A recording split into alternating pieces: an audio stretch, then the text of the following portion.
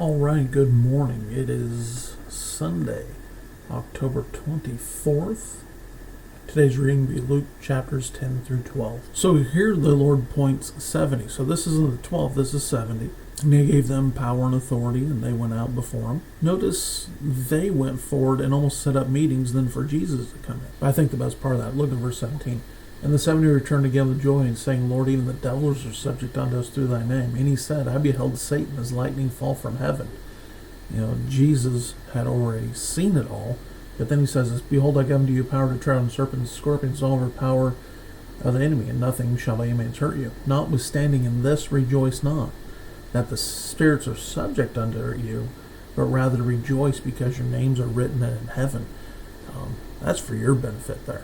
We don't do these other things, can't do these other things. I'm not saying it's not possible, but we can rejoice like them that our names are written in heaven.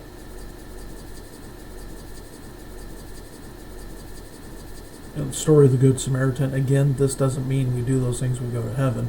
It's just an illustration for this person who came willing to justify himself. But still, go and do that likewise. Be good to our neighbor. And now we get down to the story of Mary and Martha. Martha was serving. Martha was busy. Mary was sitting at Jesus' feet. And so remember, knowing Jesus, being with him, spending time with him is more important than the busyness that we can do. Now, we need to be serving as well, but the priority is Christ, not what we can do for him. Now we get to the teaching on prayer and bugging God. Now remember, with God it's not bugging like it is us, but we're supposed to be persistent.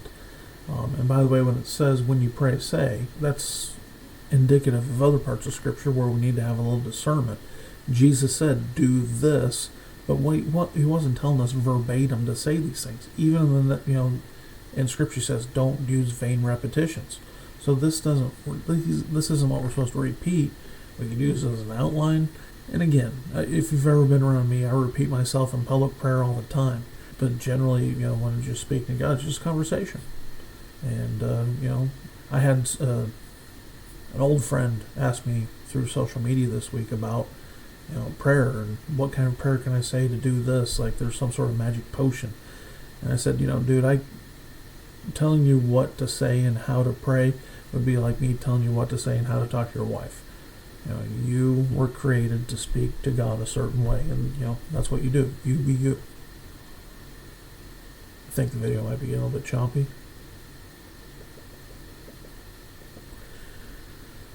And so Jesus goes to have a meal with a Pharisee and calls him down in his own house.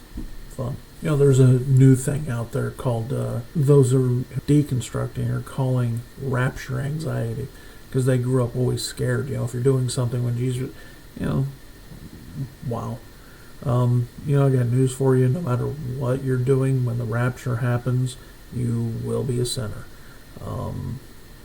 What you're doing at that point becomes irrelevant, because we'll be changed in the twinkling of an eye, and we'll be with him after that. The only reason I give you anxiety maybe is if you're scared of his return, not looking forward to it, maybe not saved.